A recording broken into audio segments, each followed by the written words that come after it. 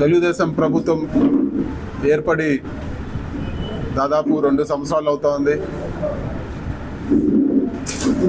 మదనపల్లి నియోజకవర్గం గురించి మాట్లాడితే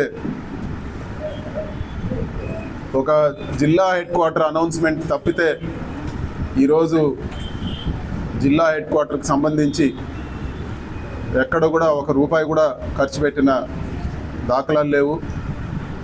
మదనపల్లికి సంబంధించిన డెవలప్మెంట్ వర్క్స్ ఏవి కూడా ఈరోజు ఇక్కడ చేసిన దాఖలాలు లేవు.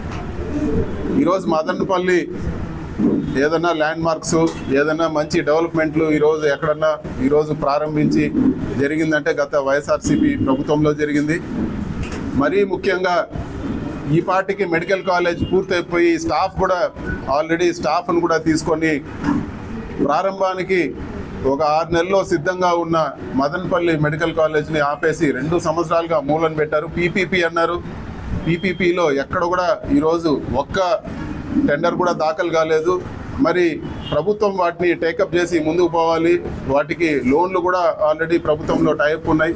ఇవన్నీ కూడా ఇక నుంచి డబ్బులన్నీ కూడా ఫండ్లన్నీ కూడా ఆపేసి వాళ్ళు ఈరోజు అమరావతికి మారుస్తూ ఉన్నారు.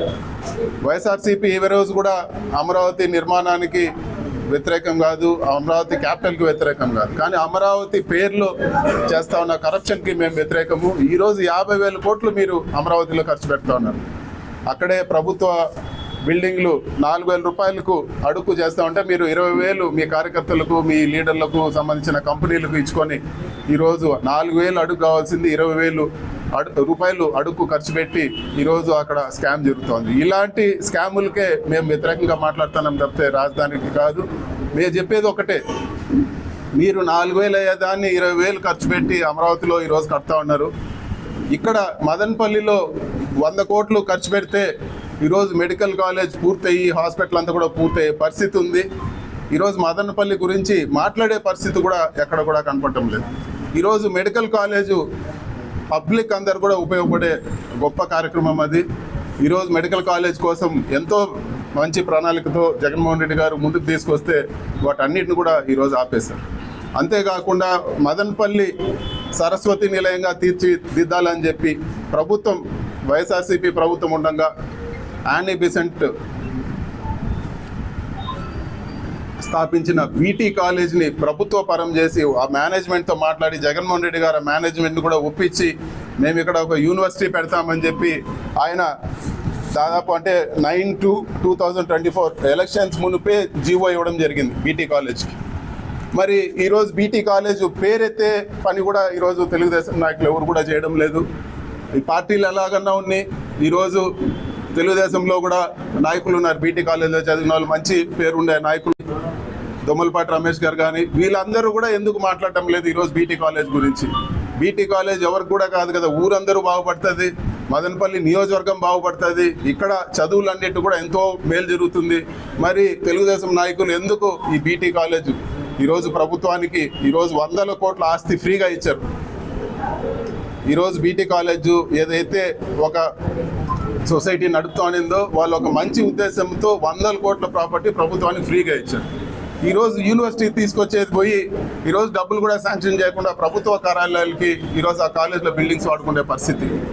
ఇంత దారుణంగా ఎక్కడ కూడా ఈరోజు మదనపల్లికి డెవలప్మెంట్ అనేది లేని పరిస్థితి మనం అందరం కూడా గమనిస్తా ఉన్నాము.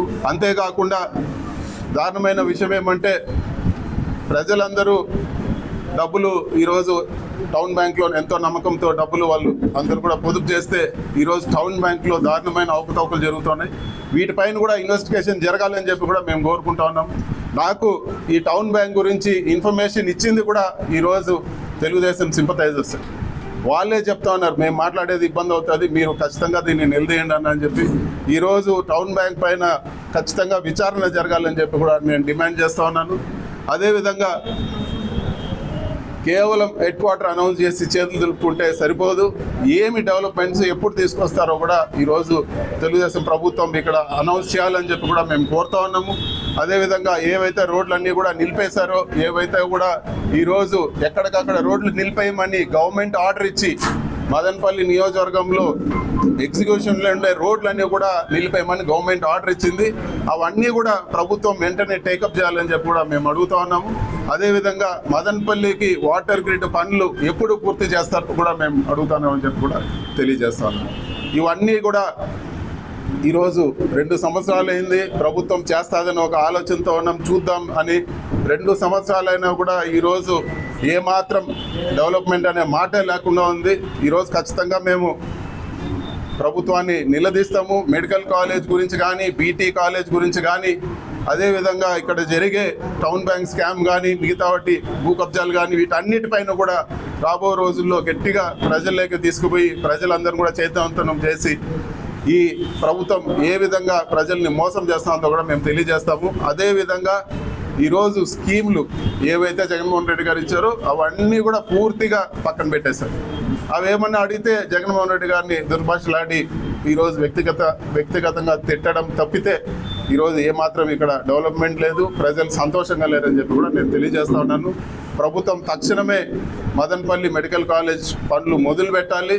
అదేవిధంగా బీటీ కాలేజ్, యూనివర్సిటీ ఏదైతే గవర్నమెంట్ జీవో పాస్ అయిందో దాన్ని ముందుకు తీసుకోవాలని చెప్పి కూడా మేము తెలియజేస్తాము.